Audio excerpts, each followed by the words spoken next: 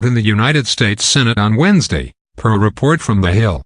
This is the third time in roughly a month for the Senate to refuse to protect Mueller.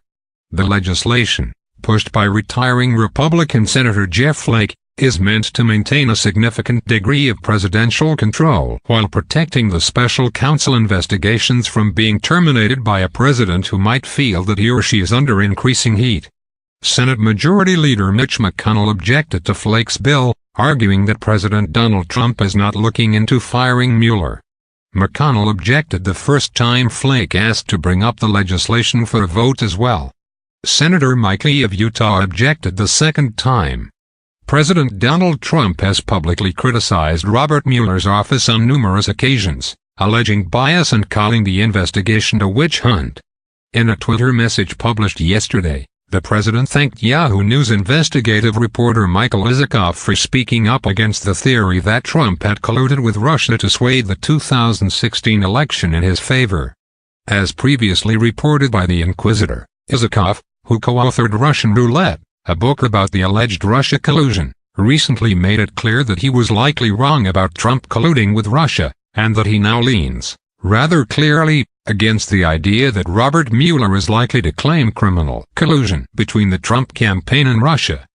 Although Isikoff is not the first journalist to doubt the veracity of Mueller's allegations, he is one of the first prominent journalists to walk back previous Russia collusion claims. In January, The Nation's Stephen F. Cohen wrote that the special counsel's unprecedented allegations are based on two documents devoid of facts or logic. Nonetheless, the Russia investigation has gone on, and Robert Mueller appears to have overwhelming public support.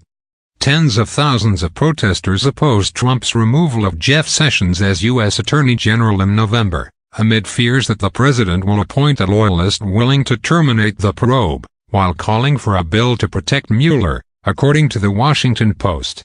Fulfilling protester wishes, Jeff Flake proposed a bill to protect Mueller, again, but evidently to no avail. The senator's legislation would not protect the special counsel from firing, but it would give Mueller and all future special investigators an expedited review, The Hill notes, which would allow a court of law to reinstate the special counsel if necessary. Although Jeff Flake has seemingly branded himself as a Trump opponent and critic, willing to put country over party, the retiring senator's voting record tells a different